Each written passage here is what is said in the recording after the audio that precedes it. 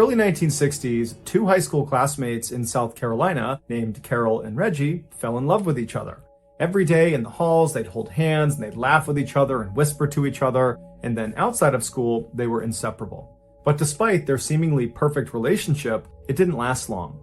They both had different ideas about what the future should hold, and so after graduation, they broke up.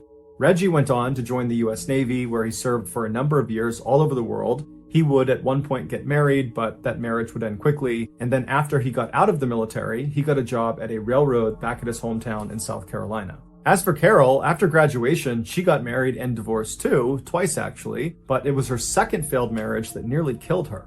On February 18th, 1987, Carol was living with her 10-year-old daughter Rhonda in South Carolina when her estranged second husband came up to the door and knocked. Carol opened the door and her ex-husband drew a gun and shot her 6 times in front of her daughter before turning around and fleeing. The police would later find his body inside of his car on the side of the road. He had shot himself. As for Carol, the doctors were able to save her life, but the injuries she sustained from the attack were crippling. She was blind in one eye and she had chronic pain, and so her young daughter had to start taking care of her full time. Over the next 8 years, Carol steadily improved and regained some of her independence, but in 1995 she had a huge setback. She started feeling ill, and so she went in to see a doctor, and the doctor did a blood test and they discovered she had liver cancer. It would turn out the blood that was given to her after the attack that had been transfused into her body to save her life, it had been tainted with hepatitis C. And so she got hepatitis C without realizing it, and because it had been untreated, it led to liver cancer. Rhonda remembers when her mother came home after being given this terrible news, she just sat down and was silent for a minute, and then she just kind of muttered to herself, "I just can't get away from this man. He's killing me all over again." But despite being dealt such an unfair hand in life, Carol was determined to not let her injuries or her illness define her. And so she went out looking for a job that could accommodate her physical limitations, and she found it. She was hired as a part-time customer service rep for a television cable company. She was very happy about this job and very proud of it because it was the first time she was working after the attack, and so for once it felt like her life was going back to normal again. A few years later, in 2000, when Carol was working at the cable company, her phone rang and she answered it the way she answered every other call, but the voice she heard on the other end, she immediately recognized. He introduced himself as Reggie Sumner, and so Carol asked him, "Are you the Reggie Sumner from 1962 at Garrett High School in South Carolina?" And he said, "Yeah, that's me." And Carol said, "I'm your ex-girlfriend. We dated in high school." And so it was this incredible reunion, this totally chance phone call, and for the next hour or so, they just chatted on the phone about everything from their kids to their relationships they've been in to what they're up to now. I mean, they had a lot to catch up on since they hadn't seen or heard from each other in nearly 40 years. And so before they hung up, they realized they lived near each other, and so they made plans to get together in person. Rhonda would say her mother, when she came home that night, was like a 16-year-old girl all over again. She talked endlessly about how great Reggie was and how good-looking he was and how excited she was about their upcoming date. And so a couple of days later, Carol and Reggie have this date, and when Carol comes home, Rhonda would say it was obvious her mother had fallen head over heels in love with Reggie all over again. And luckily, Reggie had fallen in love with Carol too, because less than 6 months later, they got married and became Mr. and Mrs. Sumner. Within a year of their marriage, they decided to sell their home in South Carolina and move to Jacksonville, Florida to retire. Even though caring for her mother for all those years had been quite difficult for Rhonda, she said she was very sad to see her mother go, but at the same time, she was really happy for her because it seemed like she had found the one. Over the next couple of years, Rhonda stayed in touch with her mother, speaking to her almost every single day on the phone. But in July of 2005, Rhonda's mother stopped answering her phone. At first, Rhonda wasn't that concerned, but after 24 hours of not hearing from her mother or from Reggie, she did get concerned. Because even though Reggie was able to care for Carol, he wasn't in the best shape himself. He had debilitating diabetes, and he had recently broken his leg, and so was largely confined to a wheelchair. And so if they were to leave their house for an extended period of time, they wouldn't do it without asking for help from Rhonda. And so over the next couple of days, Rhonda incessantly called her mother and called Reggie, but she never got through to them. And so finally, after almost 72 hours of not hearing from them, she decides to just hop in her car and drive the 4 hours to Jacksonville to check on them personally.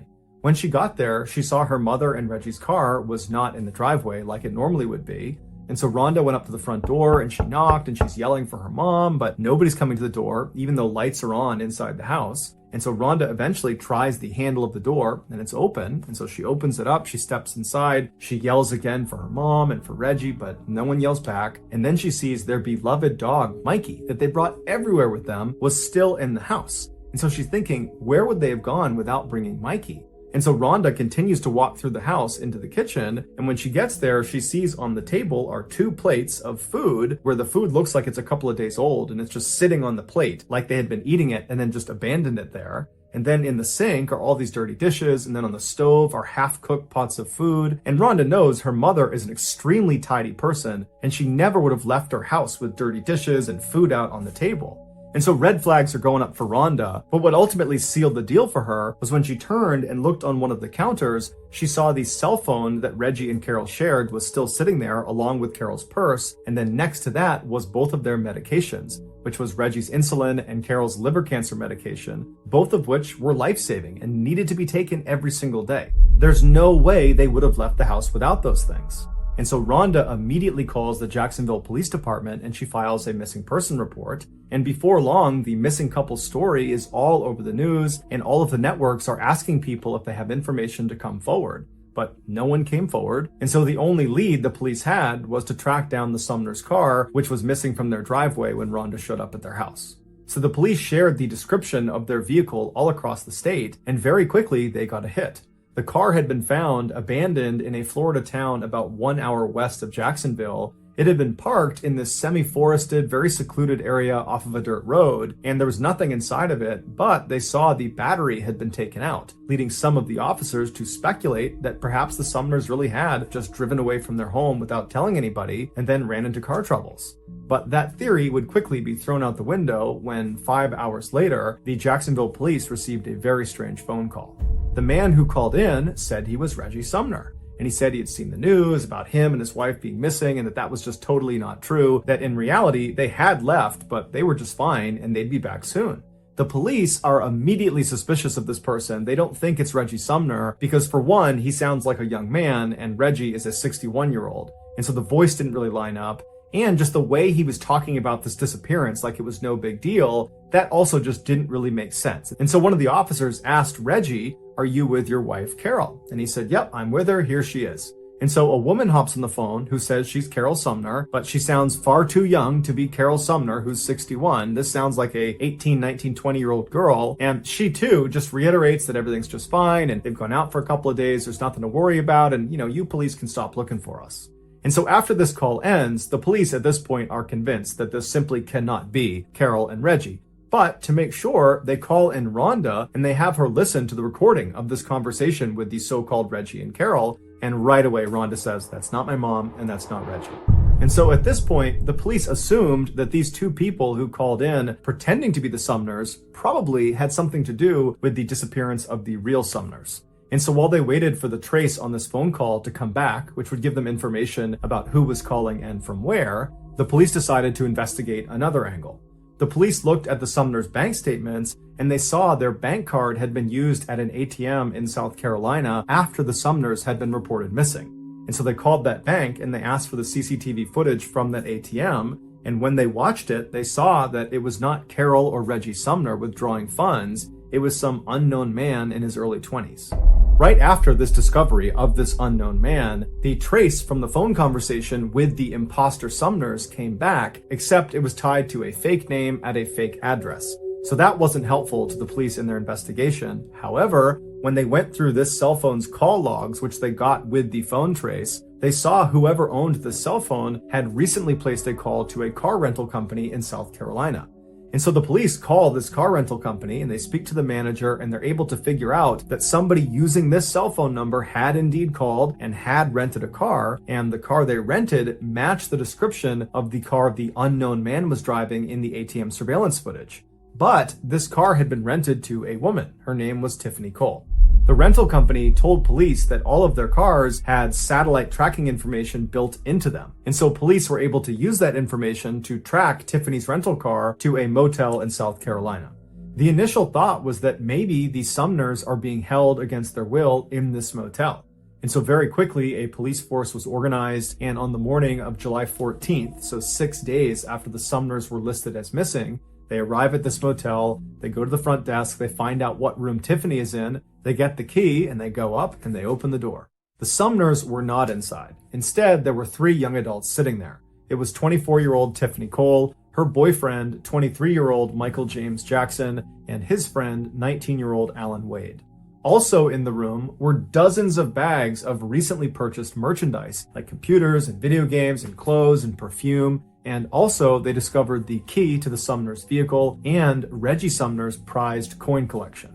The police brought all 3 back to the police station and put them in separate rooms to be interrogated. At this point, it was obvious to police that these 3 had something to do with the Sumners' disappearance. They had all these things in the room that tied them to the missing couple. And so now the police, as they interrogated them, it was not so much about connecting them to the Sumners as much as it was about helping them find the Sumners. At first, all 3 of them either didn't talk or were totally uncooperative. But under intense questioning, Tiffany cracked a little bit. She said that they had robbed the Sumners, but nothing more. They didn't do anything else besides rob them. And there had been a 4th person involved in the robbery, 19-year-old Bruce Nixon, who was friends with Alan Wade. Bruce lived nearby, so the police quickly rounded him up and brought him in for questioning, and unlike the other 3, Bruce immediately caved. And the story he told about what happened to the Sumners brought many of the police that were involved in this investigation to tears. He said it all started with Tiffany. Tiffany used to be neighbors with the Sumners back when they still lived in South Carolina. Tiffany had a pretty rough upbringing, and her father was permanently sick. And so the Sumners kind of took her under their wing and looked after her and built a very close relationship with her and kind of treated her like she was one of their daughters. Anything she needed, if she needed money, food, anything, they would give it to her. For example, in 2001, right before they left for Florida, they sold a car to Tiffany, but they sold it for basically nothing because they knew she didn't have any money and she really needed a car. 4 years later, in June of 2005, Tiffany was partying in Jacksonville, Florida with her new boyfriend, Michael James Jackson, when they got kicked out of the house they planned on staying in for the night. And so now they don't have a place to stay, they don't have any money, and that's when Tiffany remembers the Sumners had moved to Jacksonville and they would always help her out if she needed anything. And so the 2 of them drive to the Sumners' house in the middle of the night, they haven't called them, and they just knock on the door, totally uninvited. And Carol comes to the door, and when she opens it, she sees Tiffany, and immediately she's like, "Oh my goodness, I haven't seen you in so long. Come in, come in. Who are you? Oh, Michael, great to meet you. Come on inside, I'll get you food. We'll get you fed. What do you need? What can we do for you?" And so that's when Tiffany explains to them that their plans had kind of fallen through, and they didn't have a place to stay that night, and would it be possible to stay with them? And so Carol and Reggie right away say, "Absolutely no problem. Tiffany, Michael, you guys are guests here. You're welcome. Stay as long as you want." And so that night, Carol cooked a big meal for them and they all sat down at the table. And at some point, Carol and Reggie talk about the sale of their house in South Carolina. And somehow it came up that they had made $99,000 in profit from this sale. And they were so happy about it because now they could really retire comfortably. And so as soon as they said that, Tiffany and Michael shot glances at each other because they knew they had to come back and rob them. The next morning, Carol and Reggie got up early, they made coffee and they made breakfast, and they were hoping that Tiffany and Michael would stick around for the day and spend some more time with them. But Tiffany and Michael were very quick to want to leave. They said, "Thank you very much, we got to hit the road." And so they left. And as soon as they get in the car, they start planning how they're going to come back and rob the Sumners and get their hands on that $99,000. 1 month later, on the evening of July 8th, after all robbery preparations have been made, Bruce Nixon and Alan Wade show up at the Sumner house and they knock on the door. When the door opens, it's Carol, and she doesn't recognize either of them, but being as kind and generous as she was, she said, "Hey boys, what can I do for you? How can I help you?" And this was exactly what Bruce and Alan were expecting based on what Tiffany told them. She said this couple would be very easy to exploit. And they tell her that their car had broken down and they needed to use her phone. And so she's a little bit skeptical, but ultimately she says, "Sure, come on in." And so Bruce and Alan go inside the house, the door shuts behind them, And as soon as it does, one of them draws a fake gun that looks very real and pointed it at Carol, while the other one began tying her up with cord and with duct tape.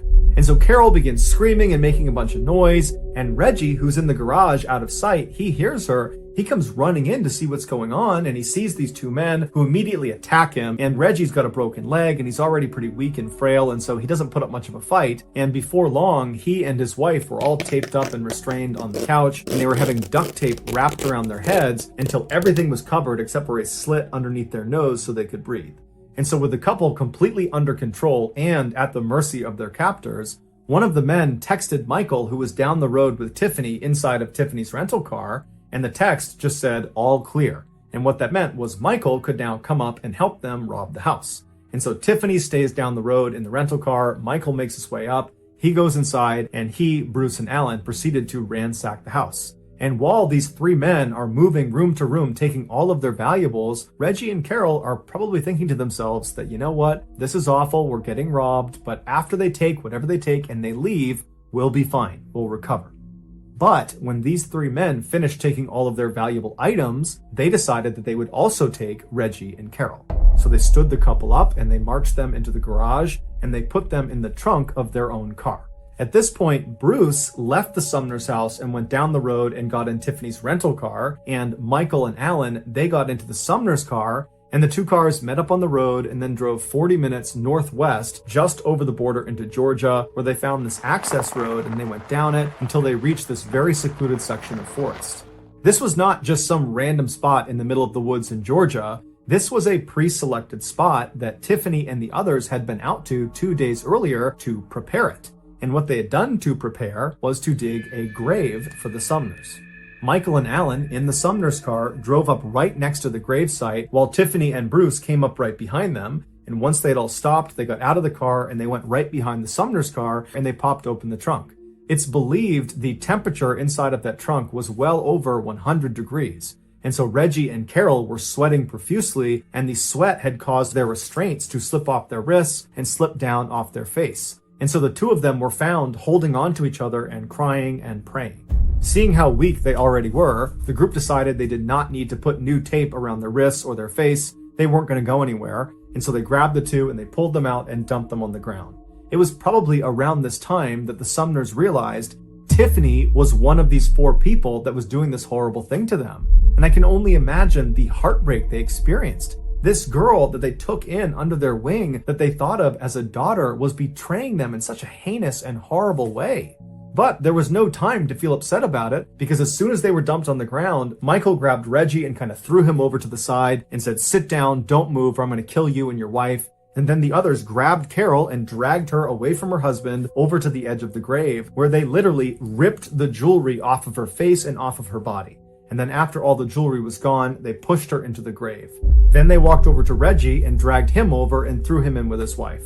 As soon as the couple was in the grave together, they repositioned themselves so they were both sitting up, one in front of the other, with Carol behind Reggie, and she threw her legs and her arms around Reggie, just kind of clutching onto him, and she buried her head into his back and she began crying. The original plan, apparently, had been to take the Sumners and put them in this grave and pretend like you were going to do something to them to scare them into giving up all of their information, all of their banking information. Paths cross destiny, sweet chance. A boy who taught my heart to dance. In his smile I found my way. Love's arrival in the light of day. I found my love on distant shores. No more searching, I'm sure what's yours. Hand in hand we'll write our song in this journey where we both belong.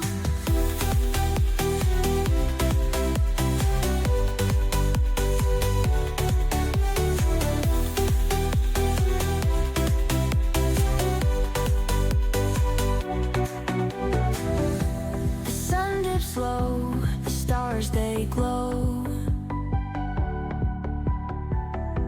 With him time stops and hearts do flow. In summer's breeze we dance away. Every second feels like a holiday.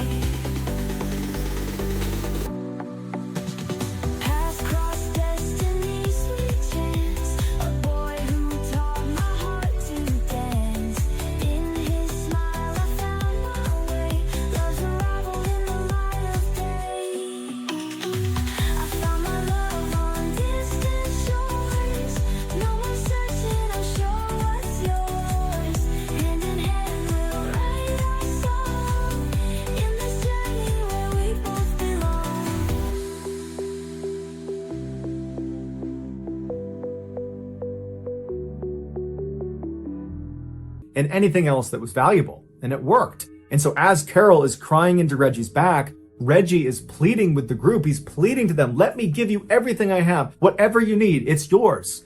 And so Michael said, give me all your ATM bank card numbers, give me your PIN numbers, everything. And so Reggie did. He gave him all the information he could possibly give to him.